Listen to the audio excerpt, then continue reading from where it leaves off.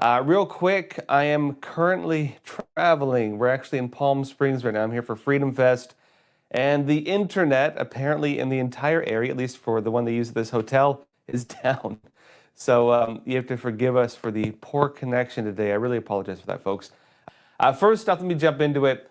The Trump administration, they're going to increase their operations to deport illegal immigrants. Everything you're seeing happen right now, again, as I said, Trump will probably double down. He's doubling down.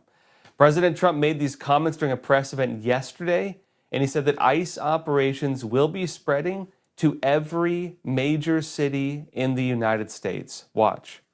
Mr. President, these protests obviously started in reaction to these large-scale ICE operations in Los Angeles. Should people expect to see similar operations in the rest of the country? Yeah. And will similar protests see similar response? As you know, we're moving murderers out of our country that were put here by Biden or the auto pen. The auto pen really did it. Many of those people that you saw on television last night are criminals that were allowed into our country by Biden, and they want to stay. And we don't want them. And they come from jails, and they come from mental institutions, and they come from all over the world, not just South America. And we're not going to let them stay. And this is the first, perhaps, of many, or perhaps, if we didn't attack this one very strongly, you'd have them all over the country. But I can inform the rest of the country that when they do it, if they do it, they're going to be met with equal or greater force than we met right here. We did a great job. Now, that's a big deal. At the end of that, Trump noted the federal actions to put down the riots and protests in Los Angeles. Trump's method could be a model on how he plans to handle similar protests and riots across the country. And that's important because the protests started, people trying to block ICE deportations. This is interesting because the Gavin Newsom LA model is one side, the Trump model is the other side. These are becoming the nationwide model. The administration is pushing through in Los Angeles.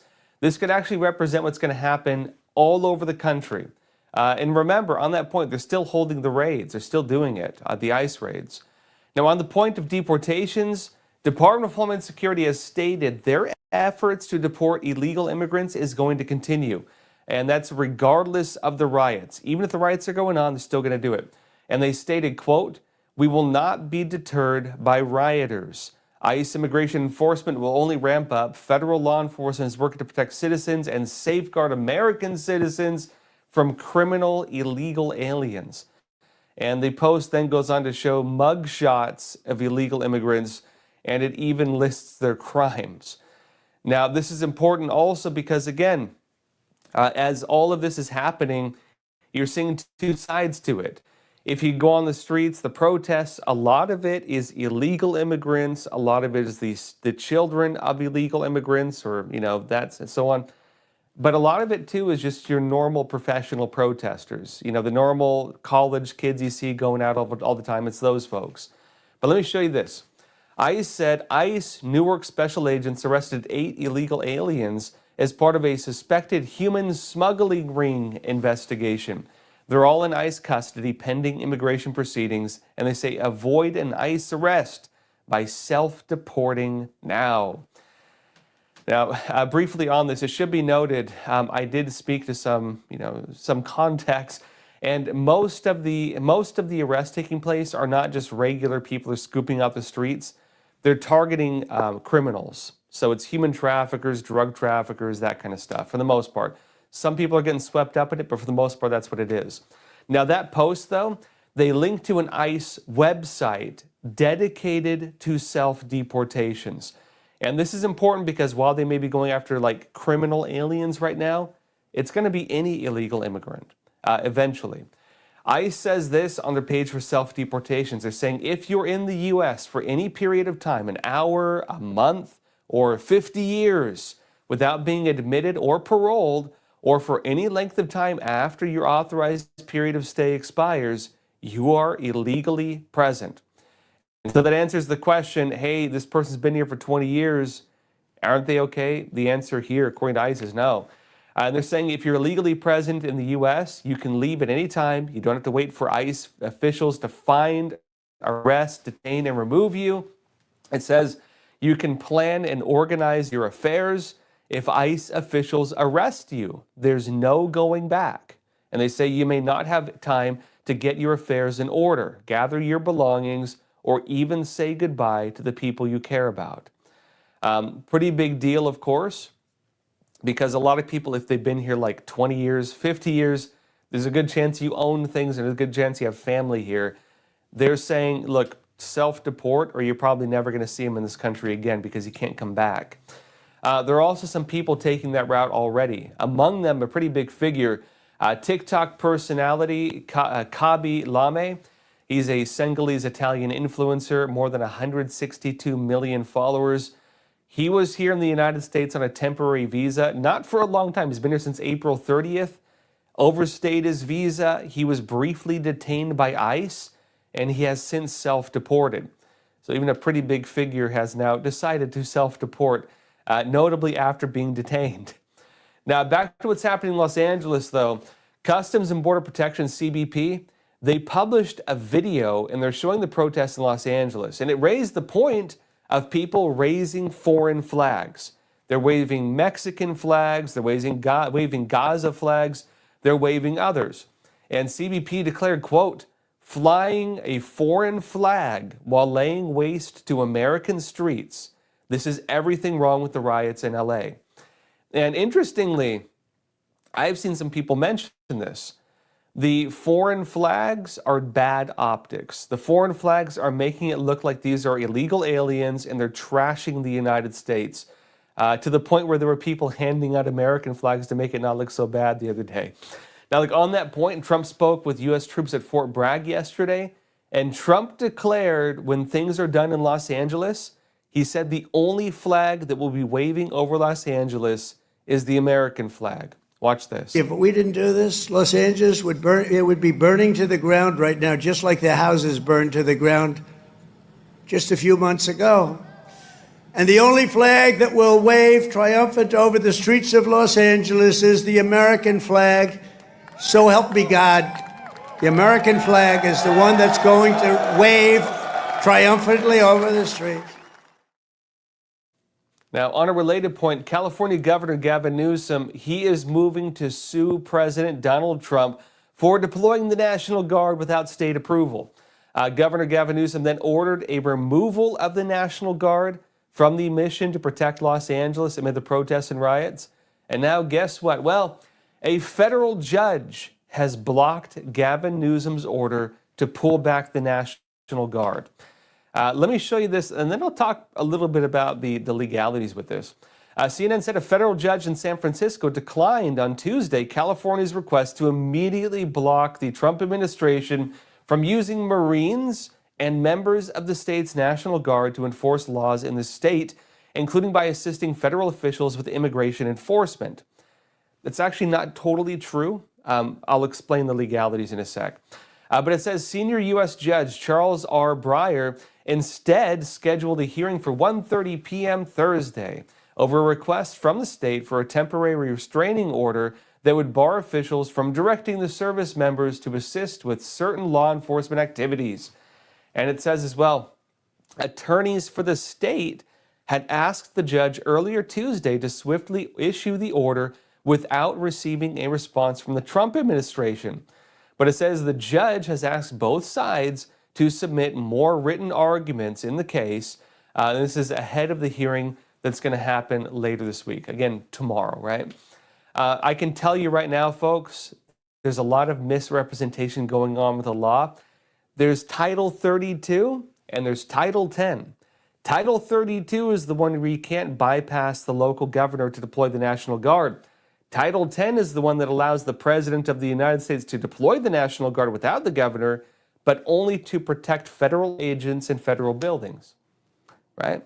Back to this on a brief statement. The Justice Department called the state's request legally meritless and argued that if it granted, it would jeopardize the safety of Department of Homeland Security personnel to interfere with the federal government's ability to carry out operations.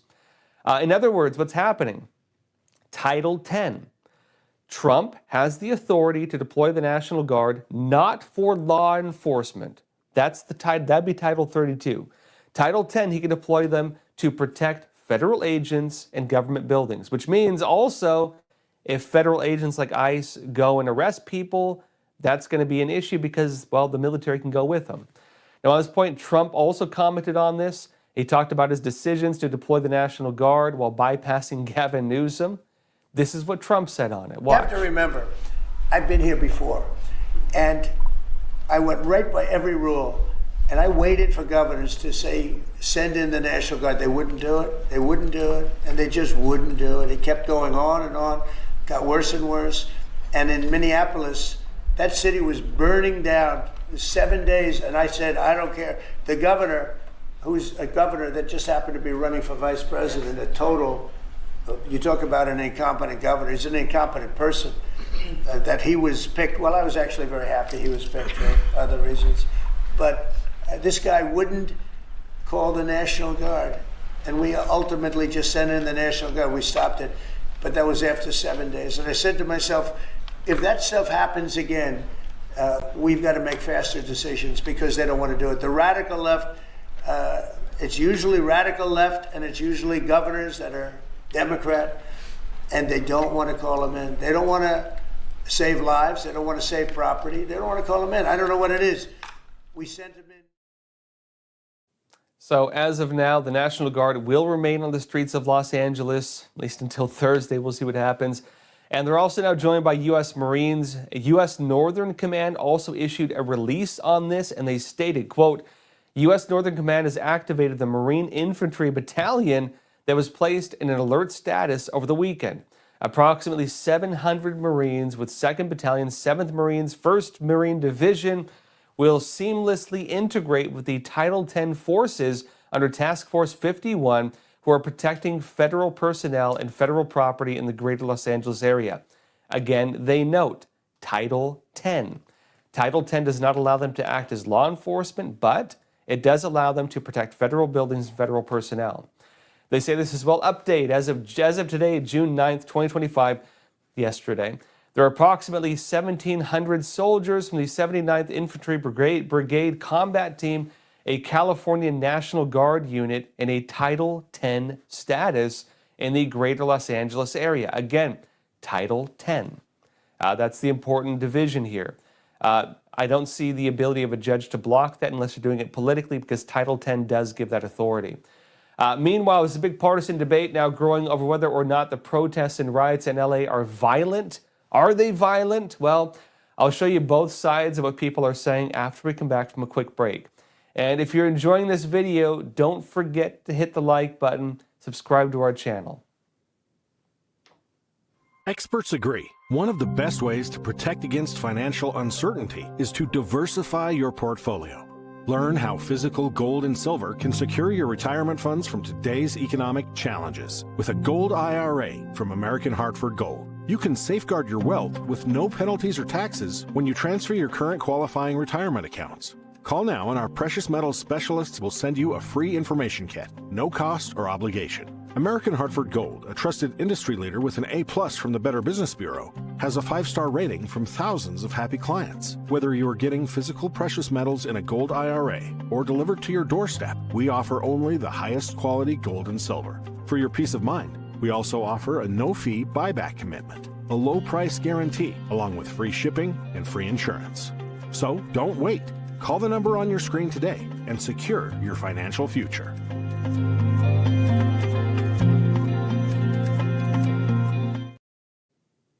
Welcome back. If you're just joining in, show your support for independent journalism. Hit that like button. It really helps grow this channel, so thank you for being here. But back to it, look, there's a big growing partisan debate over whether or not the protests and riots in LA are violent. Are they violent? Are they not? Well, let's jump into it. Look, congressional Democrats on their side, specifically the Black Caucus, they held a press conference yesterday where they stated they stand by the protesters in Los Angeles, and they also declared that the protests are peaceful. Now, this is Representative Yvette Clarke speaking about this. Watch. But let me be clear. Congressional Democrats stand in full solidarity with the residents of Los Angeles, with our immigrant sisters and brothers, and with the peaceful protesters who dare to speak out and who will support every effort to oppose this president's abuse of power. Now, on that, Congresswoman Maxine Waters, she also spoke about this, and she also said there is no violence. Watch. And even those who were out of step with what we are advocating, peaceful protest, did not create any violence. Nobody was shot, nobody was killed. Get it in your head. And so, when martial law is called, what are you going to say? I missed the point. Don't miss the point, you all. Don't think that somehow, because they called out the National Guard, there was violence. There was no violence. I was on the street. I know. And I went from downtown detention back out into the community, talking to people what happened in Paramount, what happened in Compton, what happened in Inglewood. So, first of all, get it straight. And don't just rely on what you're being told or the few incidents that you saw.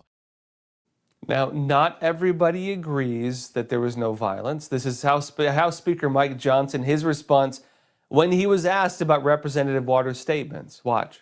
Yes, ma'am. Thank you, Mr. Speaker. What is your reaction to Congresswoman Maxine Waters repeatedly saying that there has been no violence in the LA riots? And do you believe that Democrats are making a mistake by not talking about what's really going on here?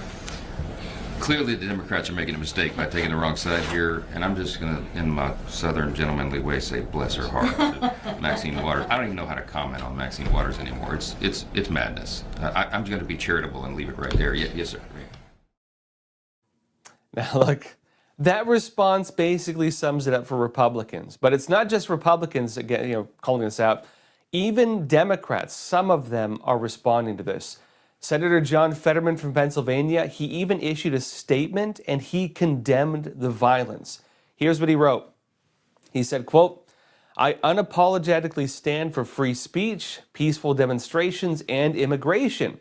But this is not that." He said, "This is anarchy and true chaos. My party loses the moral high ground when we refuse to condemn setting cars on fire, destroying buildings, and assaulting law enforcement." And again, there has been quite a lot of that going on. There have been people throwing rocks at law enforcement over, freeway overpasses. There have been, for example, people throwing fire bombs, throwing rocks at cars as they drive by. High speeds could kill someone very easy. They're not calling that violence, apparently. In response, though, to Senator Fetterman, Senator Chuck Schumer said the claim that there is violence in LA is outrageous. And this is becoming the narrative, not just with them, but also among a lot of the mainstream media. Now, this is CNN. Here's what they reported. They quoted Senator Schumer saying this, quote, "The bottom line is that violence in the riots is outrageous and should never happen, full stop. That's the bottom line, and anyone who commits violence or breaks the law should be fully prosecuted," he's told reporters today.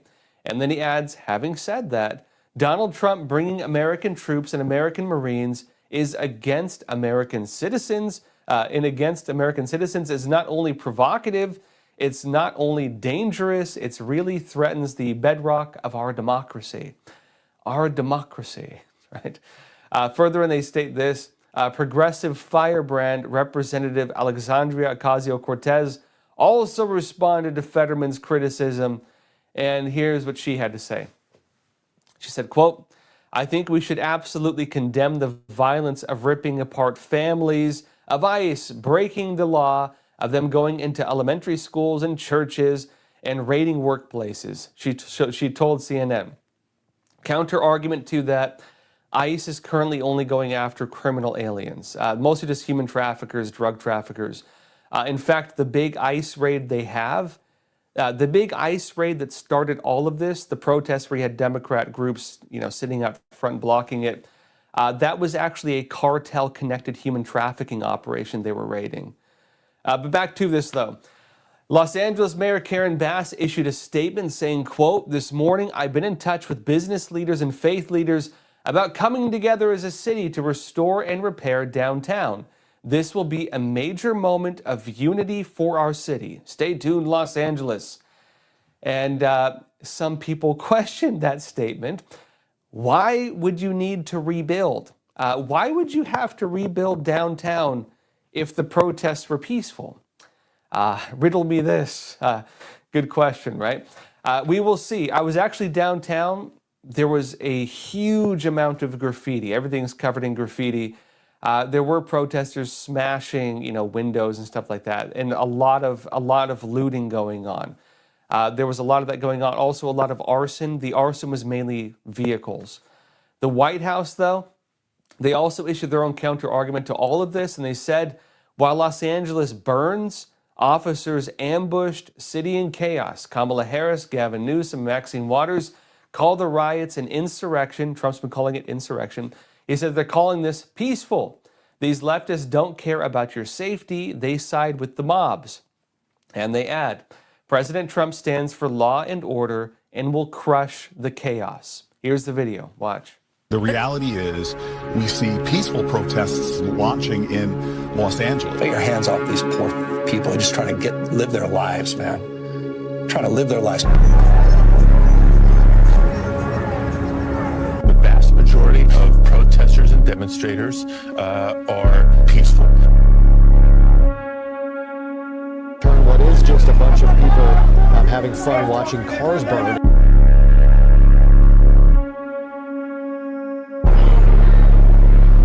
They're saying that they have it under control.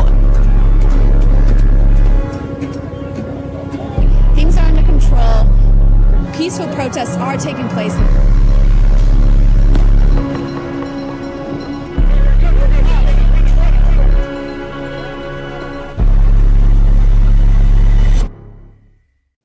Now, on the point also, President Trump suggested during a press event yesterday that he may declare an insurrection over the protests and riots now taking place in LA. And he also said that without federal assistance, the situation in Los Angeles would be a lot worse. Watch. Last night was terrible. The night before that was terrible. We have, as you've seen, it was on most of your networks, people with big, heavy hammers pounding the concrete and pounding curbs, pounding it, breaking up and handing these big chunks of concrete to people. And they were taking that concrete, going up on bridges and dropping it into the roof of a car. They were throwing it at our police. They were throwing it at our soldiers that are there. And we got it stopped, and we have them in custody right now. Look, if we didn't get involved, right now, Los Angeles would be burning, just like it was burning a number of months ago with all the houses that were lost. Los Angeles right now would be on fire, and we have it in great shape. And not playing around. How will you determine whether or not there is an insurrection? Well, and then take a look at what's happening. I mean, I could tell you there were certain areas of Los Angeles that you could have called it an insurrection. It was terrible. But these are paid insurrectionists. These are paid troublemakers. They get money. And when you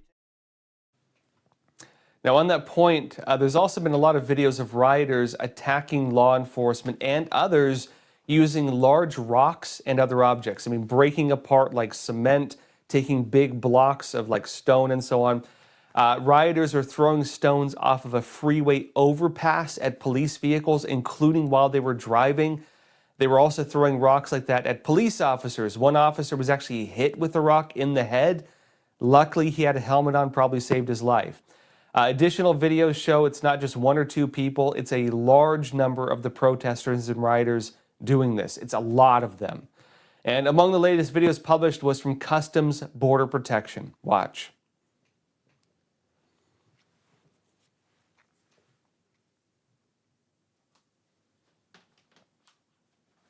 Now, as you can see, there are individuals, a lot of them, throwing stones at these vehicles. This was very common. This was not just some one-time thing. And it was not just one area. There were a lot of areas where they were doing this. If you were to be hit by a rock like that while driving, it could very likely kill you. You can see there's also a lot of protesters, rioters doing this. It was not just, again, one or two people. They have actually announced the identity of one of the main people they were looking for. It was another area similar to this, a guy wearing a motorcycle helmet. He was standing next to a road, and as you had police vehicles very quickly going by, he was throwing large rocks at the windshields.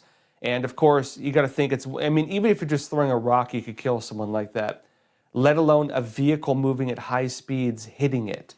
And again, it was smashing the windshields and so on.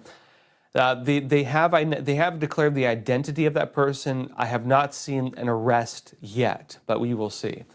On that point also, you can see here, this is a helicopter video, and police are posting these things as well. Arson, again, videos like this, throwing rocks. There have also been a lot of them throwing fireworks at police, which, if you've ever seen videos, I mean, they can blow your hand up. Might not be able to kill you, but can definitely injure you. So they are throwing explosive devices as well at police. I mean, I don't know. Do you consider this violence? Does anybody here say this is not violence? Let me know in the chat. I want to hear the opinions out there. But this is a very common scene. This has been a regular occurrence, and this is kind of what you're seeing, not even just in LA now. You're also seeing, as these protests spread around the country, and they are, you're seeing very similar incidents to this. So again, a lot going on with this, and police are just posting video after video after video. We could do probably a full episode and quite a bit more just showing you all videos like this if you were interested. And again, this is the dueling narratives. If you were to ask my opinion about public officials stating there is no violence, personally, I don't know how well that narrative works. I mean, maybe I'm seeing a different side of it because I'm seeing this. But I do believe right now people, if they're able to watch the television and there are journalists broadcasting this stuff, I think if they can jump on, TikTok or X or Facebook, and they see people posting videos like this, if they see the arson, if they see police officers getting hit in the heads with stones, people are throwing off of freeway overpasses, which would kill you. Luckily, the officer in that one incident did have a helmet on. I would call that violence personally. I think it's insane to not call it violence, and I think it's, I don't know why they're doing it, frankly. On that point also, even with the freeway overpasses and individuals throwing rocks, some of the protesters are not even looking when they throw them. They're just randomly throwing them off of things. Some are looking, and they're trying to actively hit the officers. Either one of those, you could call that reckless endangerment, with the potential risk to a loss of life. Officers incredibly have been able to dodge the rocks. And so, I mean, I don't know how you even dodge that many rocks when they're flying at you like that. I think it's actually incredible nobody's been killed. I think it's a miracle nobody has been killed. And I do think that if you saw the opposite happen, if you see even a slight act of violence against the other side, that's going to be the face plastered on the front page of every left-wing media for the next probably year and a half. You're going to be watching that become the narrative, and you're going to be watching George Floyd Part 2, because, really, I think that's with the protests right now leading into the weekend, I do think that's what many individuals want. They want protests, they want riots, they want a unifying narrative, they want a new, quote-unquote, say his name type campaign, and they don't have that right now. And in particular, they want a campaign that can reach Latino voters. They need Latino voters for the midterms. They've been losing them, and for a lot of individuals, this is kind of the rallying call. Will that work? I don't know. Is the video still playing? One sec, we're still going, folks. Yeah, sorry, this is a long video. Anyways, again, you're seeing here again, throwing rocks, objects at police. You're seeing some of the violence taking place. I don't know how they're framing this as not being violent, but again, that is the narrative, right? That is the narrative going around. All right, folks. That said, the riots are still going on. As of last night, they were spreading across the entire United States. They're in Dallas, they're in San Francisco, they're in Atlanta, they're in New York, there were some in Washington. There's Seattle, as you probably expect. They are spreading nationwide right now. In many areas, they were small scale. In a lot of areas, it was mostly just your black bloc, Antifa-type protesters, meaning this is not capturing kind of the main group of like a real voting base. It's your normal professional protesters. Those are most of the ones you're seeing in areas outside of Los Angeles. That may change on Saturday or probably Friday night. I showed you yesterday And if you're curious about that, watch yesterday's episode. They have the 50-51 protests, also called the No Kings protest. They're planning that on Saturday. There are 190 left-wing organizations and Democrat groups that are involved with that. ACLU, you're talking like Greenpeace. There's a lot of these Rise Up, anti-Trump groups as well, and some very far left ones. When it comes to the actual violent organizing, a lot of that's like, the actual communist and socialist groups and also Antifa. And interestingly, if you dig into these 190 organizations and even some of the parent groups of the actual communist and very socialist ones, they're getting federal government money, they're getting local state money, they're getting your tax money, they're getting money from corporations, donations, business donations, everything. And so as we go into the weekend, that may become the narrative on the other side, that many of the organizations organizing this, if they stay peaceful, it's one thing. If they stay peaceful, it's one thing. I don't think that'd be too problematic. But if they turn violent, there is going to be a lot of reporting about who is funding them, and it's a lot of organizations and your tax dollars, at least, again, for the No Kings 50-51 protests this weekend. On that point as well, Kash Patel, the FBI director, said they are investigating the funding channels of the current riots we see in Los Angeles, and they're also looking into foreign funding. That's going to be big. All right, everyone, that said, if you have questions, comments, leave them in the chat. Don't forget to hit the like button. Let's jump into some questions. First off, ANF, you're saying, I got my laptop here. You're saying it's semantics. Setting fires, trashing stores and cars is not technically violence. Yeah, it's a bit strange, right? Here's the issue, though. You actually have had officers injured. You have had several officers injured, in fact. And so, absolutely, there's violence. The way they're framing that is they're saying it's mostly peaceful. Yeah, they injured a few officers. Yeah, someone hit an officer with a rock thrown over a freeway overpass. Yeah, somebody might have, hit him with a Molotov cocktail, but it's mostly peaceful. That was like 2 or 3 people, you know what I mean?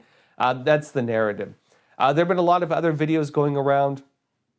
I can tell you, I'm very cautious with what videos I show because there's a lot of fake videos going around also. I did see a lot of people posting old videos. There's people posting videos from back in 2016. There were people posting even AI altered videos like attack helicopters, flying in Los Angeles. There's a lot of fake reporting going around. So I am being very cautious with what I show you. When I tell you what is happening, I'm only stating the proven parts. And so I'm very much trying to avoid rumors. I'm very much trying to avoid noise. But I can tell you, look, without a shadow of a doubt, there is violence. Without a shadow of a doubt. But it is a fair argument. We're saying it's not huge, but it is pretty widespread. And one of the more common forms would be people, for example, throwing fireworks at police lines. As far as I've seen, that's one of the most common things you're seeing. And also the throwing of rocks. That is not a small incident. The throwing of rocks at police, including very large rocks, is happening on a very large scale. Now I'll ask you. I like to do party shifting here. Let's do a frame shift. If there were pro-Trump protesters, if it was they were angry at the Biden administration. Let's say the Biden administration was raiding a school and there was a Christian group they were going after, something like that, and Christian protesters, MAGA protesters are very unhappy about it. And Republicans, a bunch of white males, were going out and they were lobbing rocks at police and they were getting big fireworks and throwing it into police lines and they were spray painting everywhere messages against, communism and socialism, and they were saying, against the government or writing things like death to America. I don't think they do that, but there were people writing that. Would these people call it violent?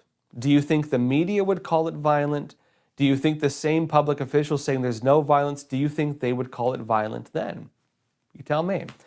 I can tell you January 6th is kind of the big narrative because, frankly, it's probably the only incident in memory where Republicans did act in ways that were in some areas violent. You did have some acts of violence. It's kind of the only one, right? Now, during that incident, no police officers were killed. Most of the officers were injured. There are quite a few of them. Most of it was because they tear gassed themselves. They were downwind from their own tear gas. They tear gassed themselves. But you did have some isolated incidents where people were fighting with police. Mostly just punching. You did have some people with bear spray. There were not many incidents of that, but those guys got arrested. There was only a few incidents where that took place. But again, you did have physical fighting. There were several instances of that. Now, is that worse than what you're seeing right now, where people are lobbing rocks, large stones at police? Is that worse right now in terms of damage to police vehicles, which you didn't really see on January 6th, by the way? Was that worse? This is a big narrative going around. Now, that was called an insurrection. That was called an attempt to overthrow the government. I mean, they did raid the Capitol building, to be fair enough. But of course, if you looked inside the building, it was a lot of people walking around, right? And so you could say it was mostly peaceful. I'm half joking, but it's actually true. You could say it was mostly peaceful as well. So does that narrative work? Again, what do y'all think? Again, I like to sometimes, when we're dealing with issues, imagine you're on the other side and look at how you would look at it, right? Think of how you would look at it. Let me know what you think of that. KM, you're saying, Josh, do you think the chaos will spread nationwide on June 14th? I think there are people who want it to. I do believe also Trump is trying to stop that from happening. So, okay, I need to talk about something important. In Trump's ability to deploy the National Guard. I'll probably go deeper into this tomorrow, so I won't go too deep into the laws. I want to show you the laws on this. I did have some contacts telling me about how the laws work, including a former National Guard member, including others who are in a position to know. The real debate right now over deploying National Guard, and that's going to be, okay, let me step back one more part. The question of will there be national chaos and violence has to do with this. It is the extent to which the local officials choose to mobilize law enforcement, riot police, the National Guard, because governors can do it, to put down any riots, looting, arson, or things like that. As Trump mentioned during the George Floyd riots, that was allowed. You had many police who were given stand-down orders by the mayors and governors in various parts of the United States. There were people being murdered. There were several murders. There was mass arson. There was looting. There was robberies. There was assault. And a lot of people lost their businesses and to this day have not built back. Now, that was called mostly peaceful, right? So if that's mostly peaceful, what do you call violent? Murder, arson, mass looting, mass destruction, that was called mostly peaceful. And again, in many parts of the United States, mayors and governors gave stand-down orders to the police. They were told not to act. And even when people committing many of these acts were arrested, they were let off by the DAs. Many of them faced no criminal charges. In some places like New York City, taxpayers had to pay the protesters because the protesters said they were wronged by the police. We had to pay them after they were arrested because they said they were wrongfully arrested because they had the right to do what they were doing, right? So that's the chaos when Trump says he saw what happened last time. Now, again, it's two different pictures. It was, look, I'm trying not to be partisan here, but it was mostly Democrat areas that were allowing that to happen. In Democrat cities, New York City, Los Angeles, you had these things being allowed to happen, Ferguson and so on. That took place. In more conservative cities, you had them mobilize the police and put it down. Look at Florida as a state example of this. Look at most of Texas as a state example. Conservative areas, they put it down. Liberal areas, they let it continue. And so I think with Trump, the question is, do we have a repeat of the George Floyd riots? The question is going to be, to what extent do they enforce the law? As Trump said in his video, he believes that had he not deployed the National Guard, he said LA would be burning right now. so far they're only lighting cars on fire. They're not lighting buildings on fire. But Trump says he believes LA would be burning right now had he not deployed the National Guard.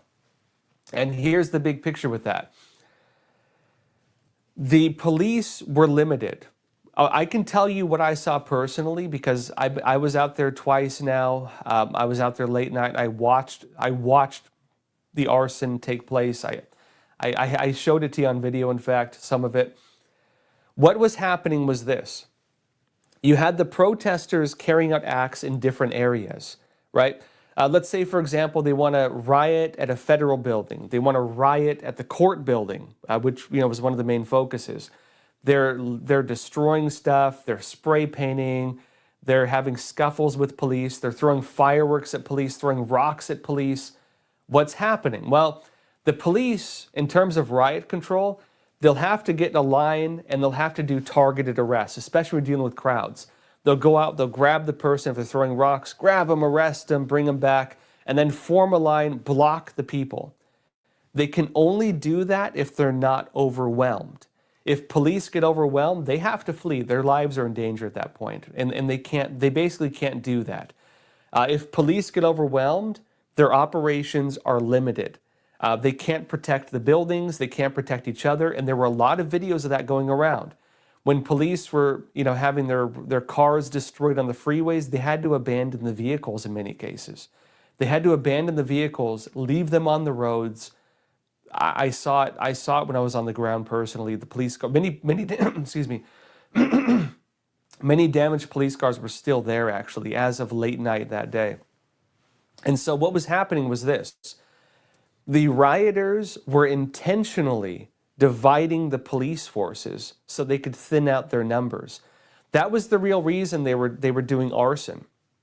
And so the way it worked was this, and I've talked to other experts off camera who deal with these kinds of things. This is kind of the modus operandi of the communist and socialist far left, the professional protesters, right? When Trump says a lot of them are getting paid, these are professional protesters and so on, insurrectionists, it's those groups. These are professionals. You have a lot of just people joining in. The smaller group, the real violent ones, those are the ones doing the real targeted operations. And I saw it. I saw a guy with a radio in his backpack, and he was talking like this, and he was coordinating right when one of the arsons took place. I saw it personally. And I wasn't wearing a suit, so I think they just thought I was a normal guy there. I'm told I look Latino, so people think I'm like a protester when I'm out there. Anyways, back to this point. What you had happen is that there were acts of arson taking place. And what happens is this, right? So you have the police, they've blocked off an area, they're trying to secure it.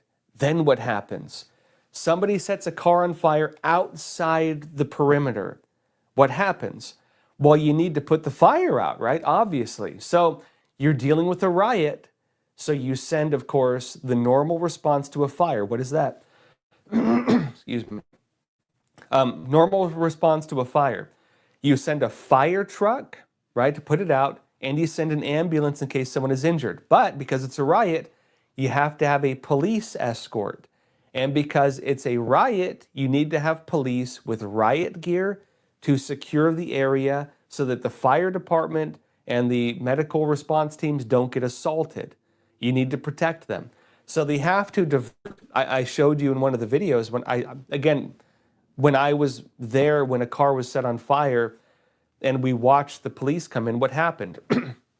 Fire department rolls in, they go there, ambulance rolls in, large number. I mean, I think I counted, it was probably 4 or 5 police cars following them, a big caravan, convoy. They go there, they get out, they establish a perimeter. Me and my camera, I had a couple people with me. We were there recording. They told us to disperse. They give you a dispersal order. It means you leave or we're going to arrest you. We started walking away. They then started yelling at us, basically saying, start running or we're going to arrest you, which is why we had to cut the cameras, by the way. And so that's how they have to respond. What does that mean? It means for the professional rioters, if they want to disperse the police, they need to do a few of those because it makes the police divert their focus. What happens then? It means that rather than have a concentration of police in the main areas of the riots are taking place, you then have thinned out numbers. What does that mean? It means with thinned out numbers, they can be overwhelmed by the protesters. And when they get overwhelmed, they have to pull back, they have to retreat, and then the protesters can do whatever they want. When we were watching this, when Trump decided to deploy the National Guard, that was already taking place. In fact, even police officials in Los Angeles were saying they were overwhelmed. Now, Governor Gavin Newsom, he has the choice, of course, divert police from other areas, call in for outside help. The mayor of Los Angeles, they could do that. They chose not to. I don't know why. Maybe for them, they could say why they didn't want to. They were not diverting police. I know for a fact you had police in surrounding areas on standby saying we're ready to come in and help anytime. And the call never came. The call never came.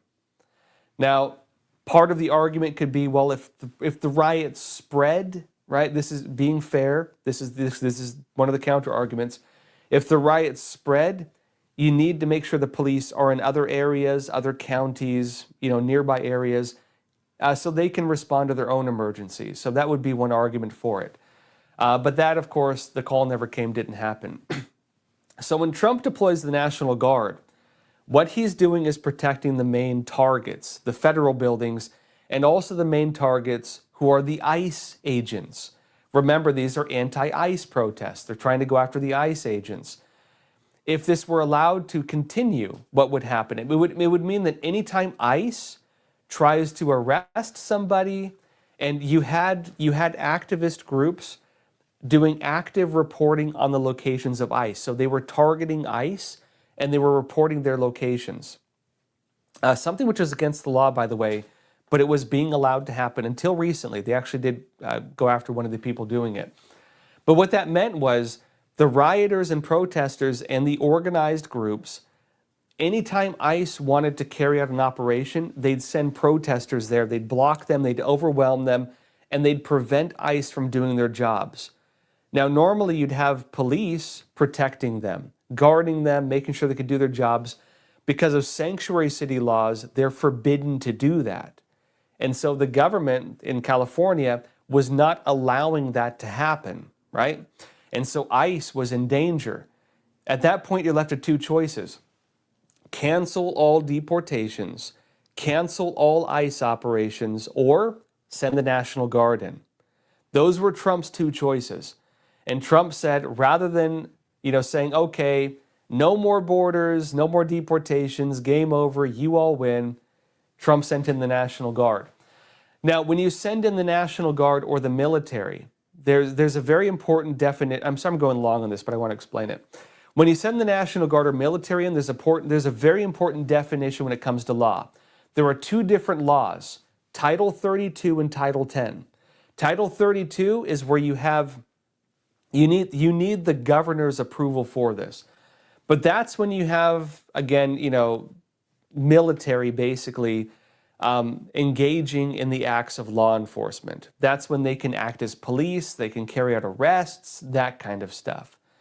Title 10 is when the president does not need the governor to sign off on it. You don't need it. And this is solid legal stuff, right? You don't need the governor to sign off. Title 10, you can deploy the military or the National Guard, but only in two conditions. They're protecting federal buildings or they're protecting federal officers. That's it. And so that's what Trump is doing. The official military announcements have said this is a Title 10 operation. Trump has repeatedly said they're there to protect federal buildings and federal officers. What does that mean? Well, it meant at the courthouse where a lot of the, main focus of the protests are taking place, the ICE facility, they're actually now going to the hotels where ICE agents are staying. It means that if the protesters and rioters want to go and directly target ICE, if they want to go and directly target federal government buildings, the military protects them. That's what it means. And, and this was happening. In Los Angeles, people were leaking the hotel and locations where the ICE agents are staying, and they were sending huge groups there to go and, riot. That is not a risk to the ICE agents, at least not a major one as of now, but only because you have the military there and the National Guard, which has the authorization under Title 10 to protect them. And so that's the legal argument. Now, this is the other thing I think it's going to happen. So Governor Gavin Newsom is suing Donald Trump. He's suing the government, the federal government. He's trying to have ICE, he's trying to have the National Guard pulled out of Los Angeles. He's trying to have them removed. And you have a lot of the Democrat officials, AOC, saying, they're basically saying that ICE is the bad guys because they're, breaking up families or arresting people or raiding places, right? They're carrying out deportations. And they're saying that that is an act, they're calling that an act of violence. The operations of ICE enforcing immigration laws, they're saying that's an act of violence. And so that's the other side of it.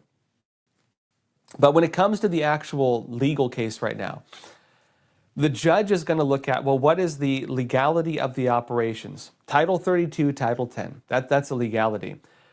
It is possible a judge may block this because, in my opinion, you have a lot of activist judges. I would say a normal constitutional reading of the law, it's very clear, and there's been no evidence of either police or of either National Guard or military overstepping the boundaries of those legal walls. Military tends to be very strict with that. And when I was actually in LA yesterday at the court building, you have a bunch of guys sitting out there. They kind of look like they don't want to be there. Some of them, to be honest, some of them looked happy with their job. Some of them were like, geez, because they're just sitting there. And they have these guys like yelling in their faces, calling them names, harassing them, and they're military. They can't say anything back. So they're like, please let me go home. You know what I mean? It looked like that, right? Now, in terms of where things are going to go, this is my prediction. You're going to have two scenarios. One, Trump's ability to deploy the National Guard is upheld. What does that mean? It means nationwide. A very long answer to KM's question, saying, Josh, do you think the chaos will spread nationwide on June 14th? This is my long answer to your question. It depends on the National Guard, frankly. So if Trump's ability to have Title 10 protections is upheld, it means that they will probably stop this from escalating nationwide. It means that when you go to areas where they normally give stand-down orders to police, they don't reinforce police, they allow buildings to be burned down, people to be murdered, stores to be looted and robbed, they allow this to happen. It means that if that happens, you're not going to have the National Guard if Trump is not able to do this. If they do have the National Guard, then you're going to be having a much larger force, and that means, police aside, right? It means that the National Guard can protect the main assets, but the police, and they can back up police. And it also means police will have more ability to do their jobs. That's the other side of it. The big one, the real big one, is if Donald Trump declares an insurrection. He seems very close to doing so. And I actually believe that if a judge, and I think maybe this is why this is why they might not do it. I believe that if a judge blocks Trump's ability to invoke Title 10 and deploy the National Guard and military, that Donald Trump will declare an insurrection, which will allow him to bypass that and deploy the National Guard and military, not only to secure federal buildings and protect federal officers, but also to conduct law enforcement operations. And so, this is like, you ever see one of those coins where it's heads I win, tails you lose? It's one of those things. Trump's flipping one of those trick coins right now. Whether they block him or not, he's going to be able to deploy the National Guard one way or the other. And it would be a bigger deal if he declares an insurrection. But the other side of it, it's a gamble because the June 14th protests are organized protests. There are a lot of people who say the stuff you're seeing right now in Los Angeles, it's just anti-ICE protesters, it's just them. June 14th, it's 190 Democrat and left-wing organizations. Government-funded, federal-funded, local level funded. Some of them get a lot of corporate money, meaning all their financing is going to be problematic, let's say. And if that turns into a riot this weekend, it's going to be framed on all of those organizations, all of their financial networks, everybody tied in with them. And if it does turn violent, it will allow Trump to declare an insurrection, which will by extension declare those 190 organizations, the entire political system behind them, and even the financial systems as having been used to carry out an insurrection. Again, heads I win, tails you lose. It's interesting to watch right now. It's like watching it. The way my mind works, it's like watching a chess game, and Trump has him in check right now. This is a very interesting moment. Another question, Rusty Gus, you're saying, yes, it's violence. I have a friend that works in that area at a private school. She's having rocks thrown at her car, damaging it while leaving work, trying to get on the freeway. Yeah, there's been a lot of videos of that. And again, it's the weird definition of what they call violent. Like, you are jeopardizing people's lives by doing that. If you were to arrest, let's put it this way, okay, let's imagine there are no riots at all, but you have a crazy homeless guy, and I don't know, maybe he thinks like the wall was talking to him in his hotel room, and it told him, go throw rocks off the freeway overpass, and he's like, yes, I shall, I shall obey. The homeless guy goes to the freeway overpass and starts, smashing up like granite and so on, and picking up big boulders like this size, and starts lobbing them off of the freeway overpass. And he's hitting cars as they're driving 60 miles per hour. It's smashing their windshields. People get out and he's throwing rocks at them. Does not kill anybody. He gets arrested. What would the criminal charges be? You tell me. What would the criminal charges be for that individual if that were to take place? He didn't kill anyone. Maybe he didn't injure anybody, but he was doing that. I could think of a few things. Reckless endangerment with the possibility of causing loss to life. Yeah, that would be one of the charges. Would you call that violence? It would be a type of assault charge. Yes, it would. And so the fact that they're trying to deny its violence it's kind of crazy to me. I don't know what they're going for with this, especially when people could just watch the videos.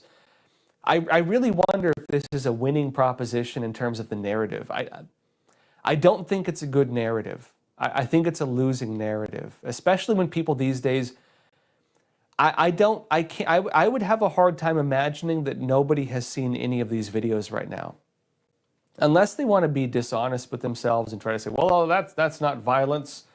That's moving rocks off of high locations. That is, he's not being violent. He's relocating rocks, or something. How dare that woman drive her car into that poor homeless man's rock? It's that kind of narrative. Like, it's intellectual dishonesty, frankly. And so I don't know what they're going for with it. I personally think that John Fetterman is becoming the voice of reason with this. He does not seem to support the deportations. He's against a lot of the stuff. But, you got to draw the line somewhere, right? I think this is where a lot of the narratives are stuck right now. I think in terms of, for the Democrats, they're having trouble uniting their base, and they're trying to figure out how to do it. They have two choices. They have to either align with the far left of their base or the moderates of their base.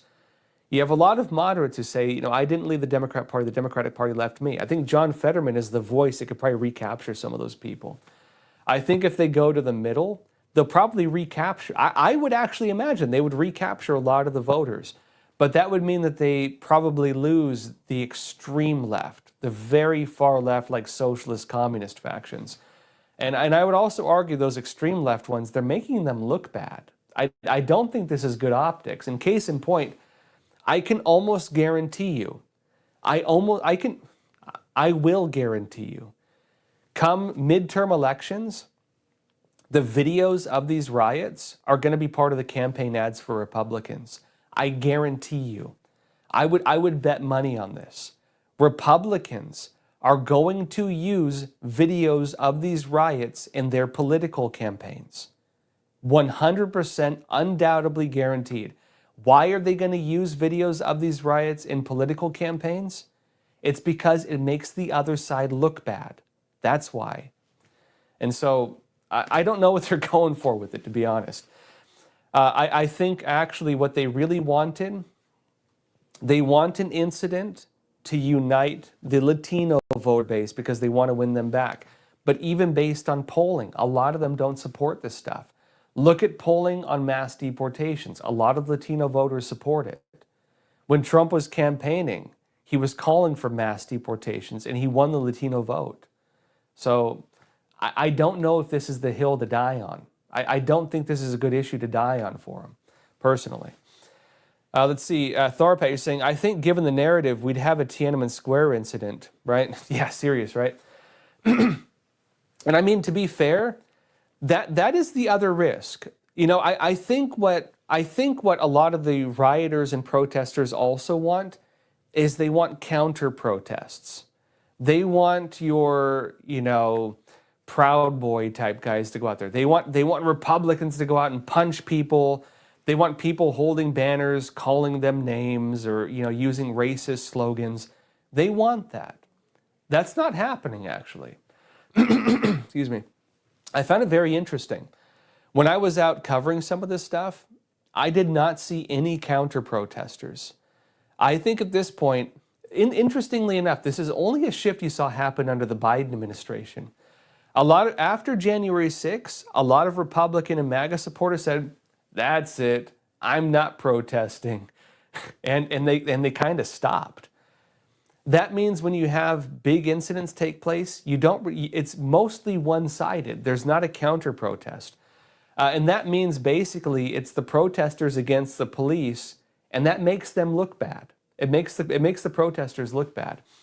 If it was two sides fighting each other, like what you had in some of like Charlottesville, for example, that was a great narrative for the Democrats because they could say, Trump defended Nazis or something like that, which was also not true. They edited one of Trump's clips to make him say that they were very fine people, right? And that narrative is being debunked, almost 10 years later. But what really happened was Trump said it was terrible. They were beating each other with sticks, with bats. It was terrible.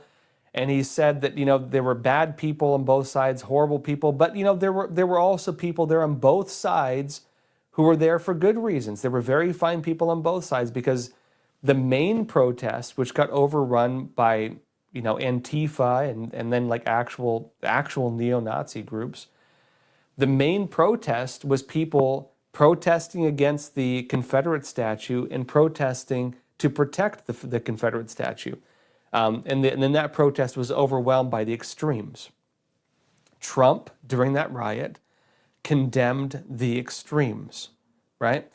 But again, you're not seeing that anymore. As of now, it's just the rioters against the police, and Republicans are nowhere to be seen. And I would say that actually probably helps Republicans in terms of optics, and it helps them in terms of narratives, because it's not providing the counter narrative that they need to, frame the narratives of extremism and so on. It just makes the rioters look bad, and that's about it at this point. Ira Drake 1910, you're saying, do you think Chinese bots fueling the chaos online, as we suspect, are feeding most things when it comes to chaos in America? Yes, without a doubt. I don't know the scale of it, but okay, this is what's not often known when it comes to Chinese espionage. Chinese espionage is not Democrat and it's not Republican. They'll try to get people on both sides. They'll try to get spies working in the campaigns of politicians on both sides of the aisle and everywhere in between. They'll try to get their aides to your Democrat office. They'll try to get your aides to the Republican office. The Chinese spy aides in the Democrat office will back every policy they have. The Chinese communist spies in the Republican offices will also back every policy they have, because they're not influencing them on everything. They're influencing them on the things that matter to the CCP, targeting their political enemies, exporting human rights abuses, going after, enemies of the Chinese Communist Party in the United States, like Epoch Times, for example, or Falun Gong, or like, pro-Taiwan stuff. They're going after that. And so if they can have that access within political systems, they don't care about all the stuff we care about. They don't care about that. The other side, though, is when you're dealing with chaos operations. A lot of that is like judo. And the Soviets did the same thing. So imagine there's a movement that is damaging the United States, or in this case, damaging Trump, as he's in a trade war with the Chinese Communist Party, right? The CCP is fighting a global battle for influence. The United States is standing in the way, and Donald Trump is standing in the way. So they need to tear down the image of the United States. How do they do it? Chaos on the streets. America is not a safe country. It's those kinds of narratives. And so when you see an incident that's causing this, you have a momentum. Rather than try and do this, they do this. And they speed it up, right? They enhance it. So you take the existing momentum and you move it, you redirect it. It's like martial arts, right? And so what you see is this. You'll see bots fueling anger on both sides. They'll fuel it, maybe there's even some CCP money behind the far left organizations in the United States. When you get into some of the big ones like the Tides Foundation and so on that are funding a lot of the communist and socialist operations, you have a whole nexus of financial networks, other organizations, and when you get deeper into like some of the other organizations on the communist and socialist far left, there are some that also have connections to organizations with money coming out of China. In fact, one of the main operatives for a lot of these things, I believe he's married to the Code Pink lady. He's based in Shanghai. He's based in Shanghai, China, one of the main players in this stuff. And you have a lot of that. And so what they'll do is they will organize these things. But it's not just going to be left. It's going to be right as well.